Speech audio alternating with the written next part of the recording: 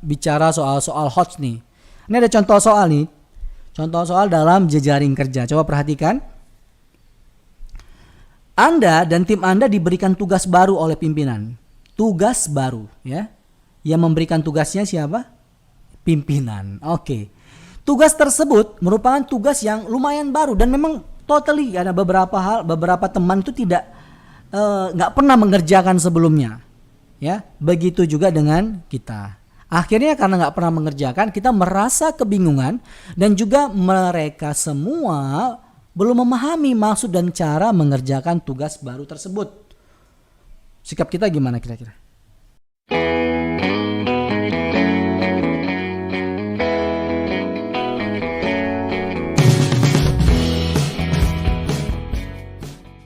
Jika teman-teman suka dengan video ini, bantu kami untuk membangun channel ini dengan cara like, share, comment, and subscribe. Dan jangan lupa aktifin juga tanda loncengnya, supaya teman-teman selalu mendapat notifikasi video terbaru dari channel ini. Assalamualaikum warahmatullahi wabarakatuh. Selamat datang di Bimbel Online Konstanta. Saya rasa nggak usah terlalu banyak materi ya. Kita mau coba bicara soal hots nih. Ini ada contoh soal nih. Contoh soal dalam jejaring kerja. Coba perhatikan. Anda dan tim Anda diberikan tugas baru oleh pimpinan. Tugas baru, ya. Yang memberikan tugasnya siapa? Pimpinan. Oke. Tugas tersebut merupakan tugas yang lumayan baru dan memang totally ada beberapa teman itu nggak pernah mengerjakan sebelumnya. Ya, begitu juga dengan kita. Akhirnya karena nggak pernah mengerjakan, kita merasa kebingungan dan juga mereka semua belum memahami maksud dan cara mengerjakan tugas baru tersebut. Sikap kita gimana kira-kira? Pilihannya ada A, B, C, dan D dan E. Yang pertama, perhatikan. Saya yakin bahwa para anggota tim juga dapat belajar sendiri untuk memahami cara menyelesaikan tugas tersebut. Itu yang pertama, dia yakin. Yang kedua nih, sikap yang kedua. Saya akan mempelajari tugas tersebut, lalu membagi pengetahuan saya kepada anggota tim yang lain. Nah nih, ya, dia pelajari dulu baru kasih ke anggota timnya. Yang ketiga, yang C, saya akan meminta bantuan rekan kerja yang paling pintar. Ada yang paling pintar di dalam, paling pintar untuk mempelajari. Kemudian menjelaskannya pada semua anggota tim. Kelihatan ya beda-bedanya ya. Yang keempat, D, kami mengerjakan, berarti bersama-sama, ya, sesuai dengan pemahaman kami saja, nggak apa-apa. Tapi kalau nanti ada kesulitan, kita akan selesaikan dan mencari jalan keluar bersama-sama pula. Ya, oke. Yang kelima atau poin E, pimpinan yang memberikan tugas, tadi kita punya bos, kita punya atasan, punya pimpinan, memberikan tugas pada kita, sebaiknya menjelaskan terlebih dahulu bagaimana mengerjakan tugas tersebut sebaik-baiknya. Jadi nggak bingung anggotanya, benar ya? Nah, kira-kira yang mana nih? A, B, C, D, E ini kayak semua benar semua nih ya. Oke? Coba kita bahas ya. Kita bahas kira-kira yang mana nih? Yang mana yang perlu kita lihat ya? Gimana kalau kita identifikasi dulu yang salah-salah dulu deh, yang agak ribet ya kayaknya. Nah, yang paling menurut saya dari 5 pilihan yang baik ini, ada satu pilihan yang menurut saya paling tidak baik ya. Paling tidak baik. Yaitu adalah poin E. Ya. Jadi dalam jejaring kerja, kita tidak boleh langsung lempar lagi ke atas ke pimpinan. Kita kan diminta untuk menyelesaikan tugas, ya. Jadi kita tidak perlu mengkoreksi pimpinan dalam hal ini karena tugas itu sudah diberikan kepada kita. Ya, tugas dan wewenang sudah diberikan pada kita. Jadi memang tugas kita untuk mencari tahu bagaimana menyelesaikan tugas tersebut. Jadi menurut saya pilihan yang sangat tidak boleh dipilih itu ini, ya. Oke, jadi kita punya 4 nih sekarang pilihan. 4 pilihan. Kira-kira yang mana? Ya, sebagai sebuah team leader. Iya, saya abaikan, coba singkirkan ini dulu ya, yang poin C. Meskipun saya tahu dalam tim itu ada yang pintar, karena semua kita bingung, harusnya kita belajar semua dong. Ya kan? Kita harus belajar semua. kita harus belajar semua, ya. Tetapi kalau bisa belajarnya jangan sendiri-sendiri, bersama-sama aja, ya. Jadi kita coba coret ini A sama C. Maka pilihannya adalah B dan D. Kira-kira dari pilihan B dan D ini apa yang, pilihan mana yang nilainya 5? Iya, terserah ya sebenarnya. Kalau di konstanta tuh kalau udah dapat 2 pilihan begini tinggal tembak aja deh, terserah. Mentok-mentok dapat nilai 4. Ya. Tetapi karena ini proses belajar tentu saya akan jelaskan. Poin yang paling tinggi itu diperoleh di pilihan huruf D. Ini nih yang benar. Ini poinnya 5. Kenapa begini ya? Kenapa nggak B aja? Saya mempelajari tugas tersebut lalu membagikan, kan efektif ya? Iya, jadi karena jejaring kerja, kita bicara soal jejaring kerja, kita bicara juga soal kebersamaan. Karena network itu penting, di tugasnya itu dikerjakan secara bersama-sama, ya. Dan pada saat punya kesulitan diselesaikan bersama-sama, ya. Tetapi kalaupun tidak demikian, maka pimpinan yang mengambil alih dan membagikannya kepada yang lain untuk dikerjakan juga bersama-sama. Jadi poin ini adalah poin ke-4.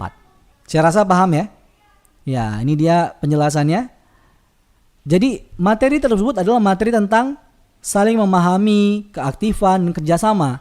Memberikan kontribusi agar tujuan kita tercapai. Ada tujuan yang belum dicapai oleh tim di sini, ya.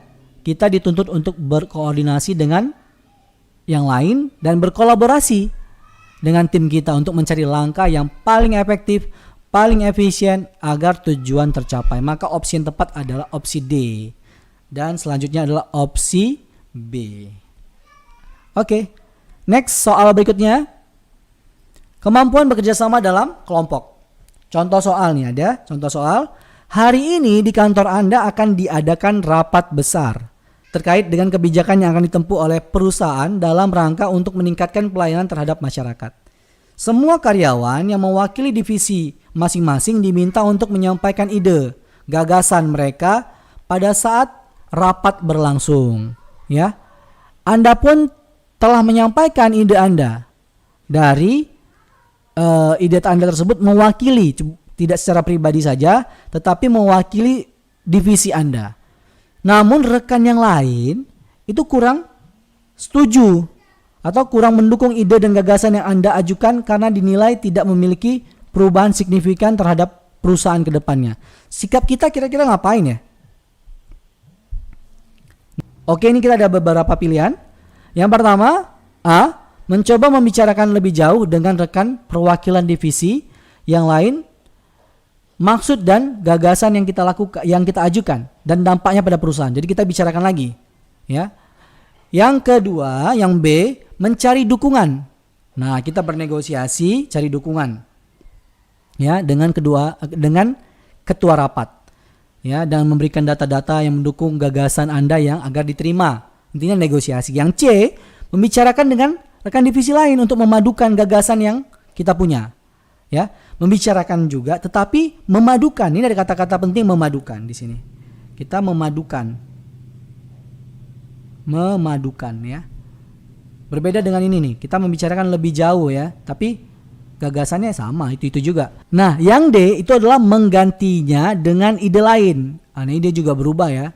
Menggantinya dengan ide lain yang lebih baik dan dapat diterima oleh semua perwakilan divisi. Yang E, merumuskan ide tersebut secara detail.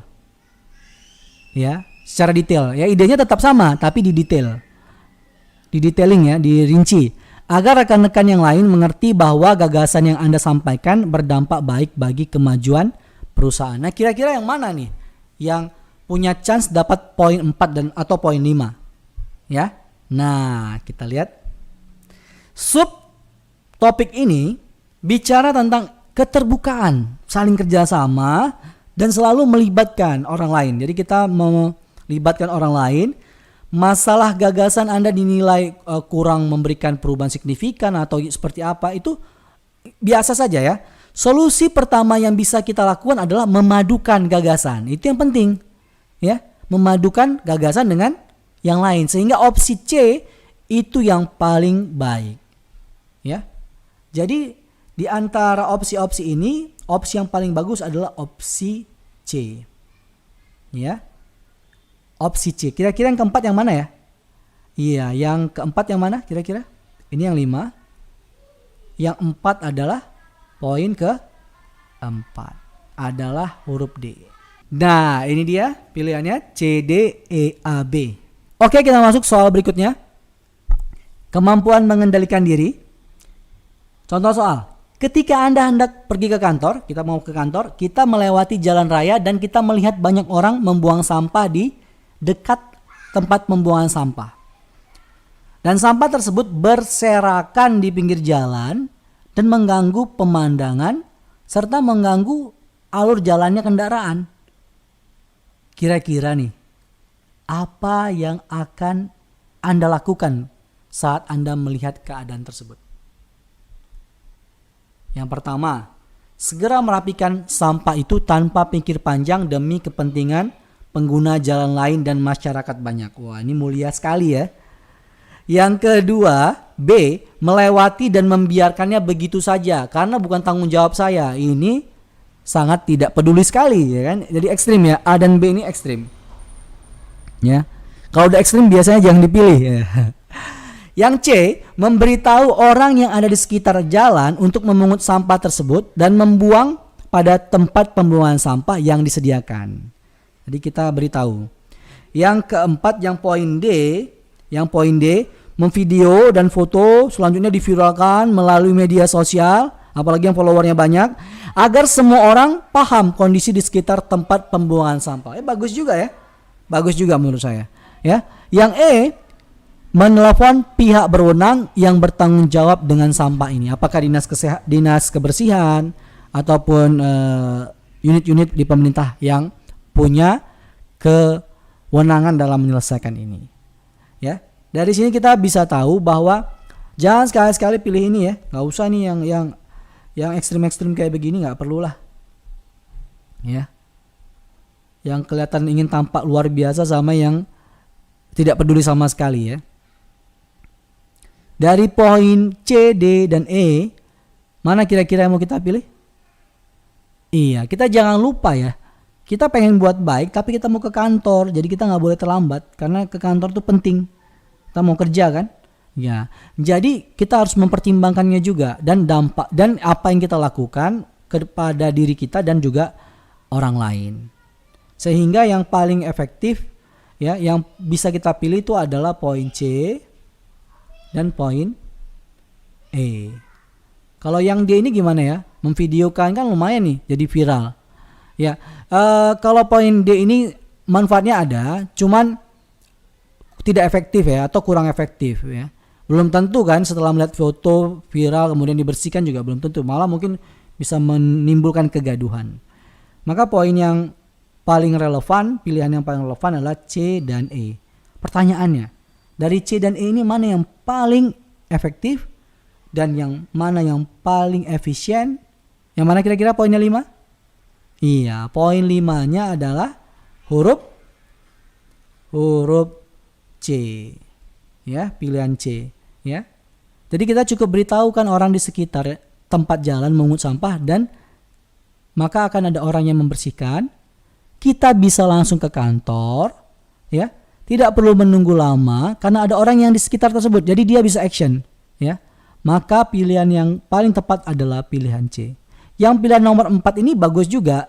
Cuma setelah nelpon dengan action membersihkan jalan tentu ada delaying waktu, ada tenggat waktu. Jadi ini kurang efisien yang nomor 4 ini. Ya. Kurang efisien dan sebenarnya kurang efektif juga dari sisi waktu ya. Nah, sehingga kurang memakan waktu yang lebih banyak daripada poin yang di huruf C. Sehingga C layak punya nilai 5. Iya, ini dia. Layak dapat nilai 5. Kalau di sini penjelasannya tuh topik kemampuan mengendalikan diri bicara soal indikator kesadaran diri untuk melakukan tindakan yang diyakini kebenarannya untuk edukasi. Anda melihat sampah berserakan di jalan raya, ada edukasi ya, kita ngasih tahu ke orang untuk dibersihkan. Maka opsi C adalah yang paling benar dalam hal tersebut. Anda menunjukkan bahwa Anda memiliki kesadaran. Nah, jadi nggak boleh pilih B ya. Nah, yang nggak sama sekali tidak sadar dan mengambil tindakan untuk solusi dari masalah yang ada, untuk edukasi. Jadi ada fungsi edukasi di dalam dan masalah cepat selesai. Sehingga materi yang paling atau pilihan yang paling tepat adalah poin C, ya. Kemudian poin E. Masalah selesai dan kita bisa memberikan edukasi dan kita juga tetap bisa ke kantor tepat waktu. Oke, saya rasa cukup sekian materi kita hari ini tentang jejaring kerja. Jangan lupa saksikan video materi berikutnya. Kalau ada yang salah-salah saya mohon maaf. Assalamualaikum warahmatullahi wabarakatuh. Jangan lupa tonton video kami yang lain ya.